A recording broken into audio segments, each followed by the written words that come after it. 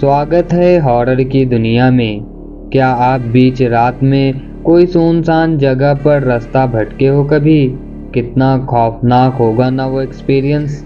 अगर मैं कहूँ शहर में रहने वाली 13 साल की मंजू के साथ ऐसा ही हुआ है तो सुनसान जगह पर बीच रात के खौफ में अकेले दौड़ती, आंख में आंसू लिए रास्ता ढूंढती, पर बार बार भूल भुलैया की तरह उसी जगह पर वापस आ जाती।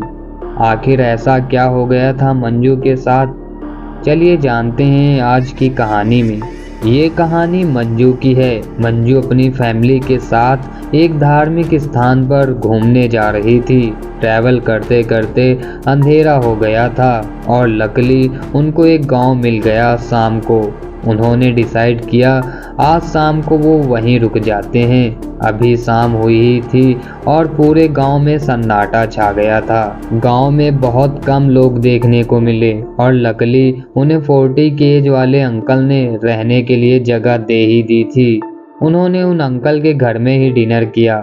उसके बाद सब सोने ही वाले थे, पर मंजू के कजन ने डिसाइड किया कि वो थोड़ा विलेज को एक्सप्लोर कराते हैं। उस ट्रिप पर मंजू सबसे छोटी थी और उसके कज़न काफ़ी बड़े थे, लगभग 5-10 साल बड़े। वो लोग बाहर जाने ही वाले थे कि अचानक उस अंकल ने उन्हें रोक लिया। उन्होंने साफ मना कर दिया, ये बोलकर कि काफ़ी अंधेरा हो चुका है, वो जगह एक अबैंडन जगह है। ये सुनकर मंजू के कज़न मान गए, पर इस उम्र में लोगों को समझाना आसान थोड़ी होता है। जवानी में तो एडवेंचर का नशा चढ़ा होता है और ऐसे भूत चुड़ैल वाली बातों पर तो मजाक होता है।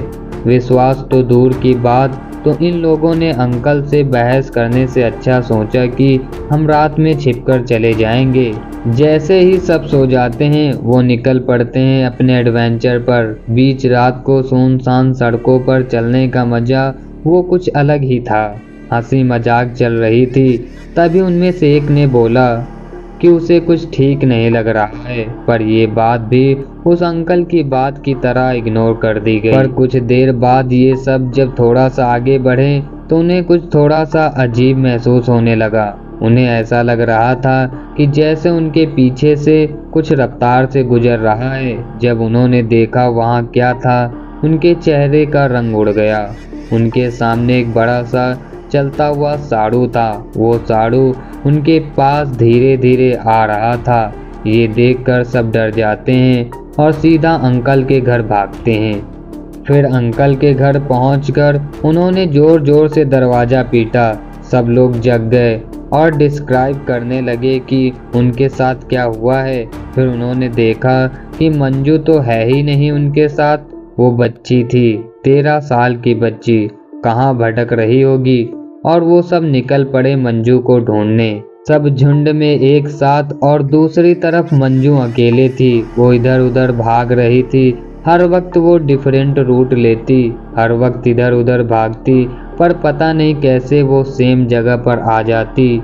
वो वहीं पर आ जाती जहां पर उसने भूत को देखा था, मानो कि जैसे कोई उसे सुन ही नहीं पा रहा था।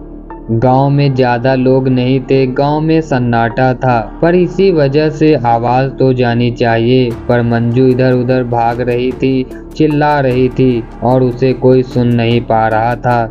उसने ऑलमोस्ट होप छोड़ ही दिया था। उसे लग रहा था कि आज वो मारी जाएगी। वो भागते भागते मंत्र बोलने लगी और भगवान को याद करने लगी। और फाइनली उसके परिवार वाले उसे दिख गए जो उसकी खोज में आ रहे थे। फिर सब उसे जंगल से घर ले गए। फिर अंकल ने बताया कि वो पहले मना क्यों कर रहे थे बाहर जाने से।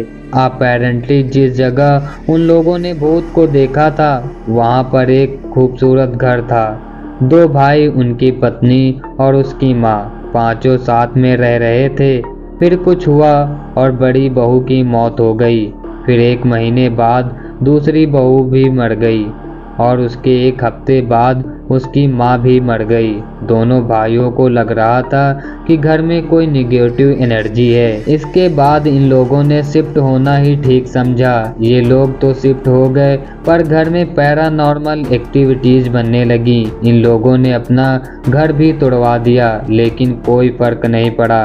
ये बात गांव के लोगों को पता चली तो धीरे धीरे करके गांव के लोग जाने लगे। किसी को पता नहीं था कि वो साडू क्या था, वो पैरानॉर्मल एक्टिविटीज क्यों हो रही थी। मंजू को बहुत टाइम लगा उस सदमे से बाहर आने में, बट थैंकफुली मंजू आज ठीक है। पर उसे उस रात का खौफ उसके जहन में आज भी है। खैर, ये थी आज की कहानी। मिलते हैं एक नए इंटरेस्टिंग हॉरर स्टोरी के साथ। Thanks for watching.